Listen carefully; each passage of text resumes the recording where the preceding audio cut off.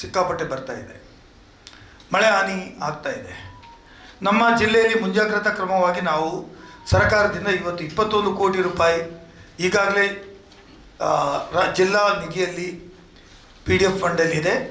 ಅದೇ ರೀತಿ ಜಿಲ್ಲೆಗಳಲ್ಲಿ ಕೂಡ ತಾಲೂಕುಗಳಲ್ಲಿ ಕೂಡ 2,54,00,000 ರೂಪಾಯಿ ಇದೆ. ನಿಮಗೆ ಇದರ ಕಾಪಿಯನ್ನು ನಾನು ನಮ್ಮ ಹುಡುಗರ ಮೂಲಕ ಕೊಡಿಸಿದ್ದೇನೆ.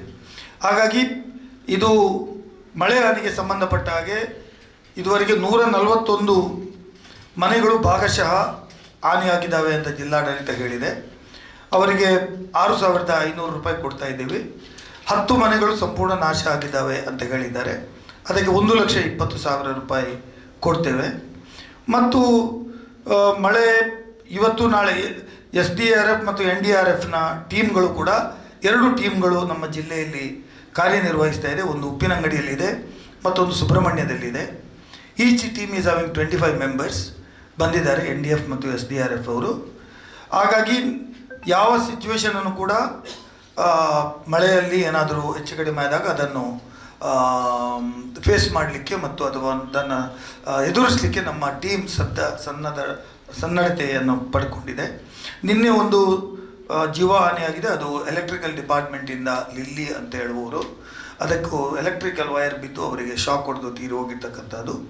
ಅವರಿಗೆ ಈಗಾಗಲೇ ಮೆಸ್ಕಾಮಿಂದ ಪರಿಹಾರ ಧನವನ್ನು 5 ಲಕ್ಷ ರೂಪಾಯಿನ ಇಮಿಡಿಯೇಟ್ ಕೊಡುವಂಥ ಕ್ರಮವನ್ನು ನಾವು ನಿನ್ನೆ ಮಾತಾಡಿದ್ದೇವೆ. ಅದನ್ನು ಕೊಡಲಿಕ್ಕೆ ಅವರು ಎಲ್ಲ ತಯಾರಿಯನ್ನು ಮಾಡಿದ್ದಾರೆ.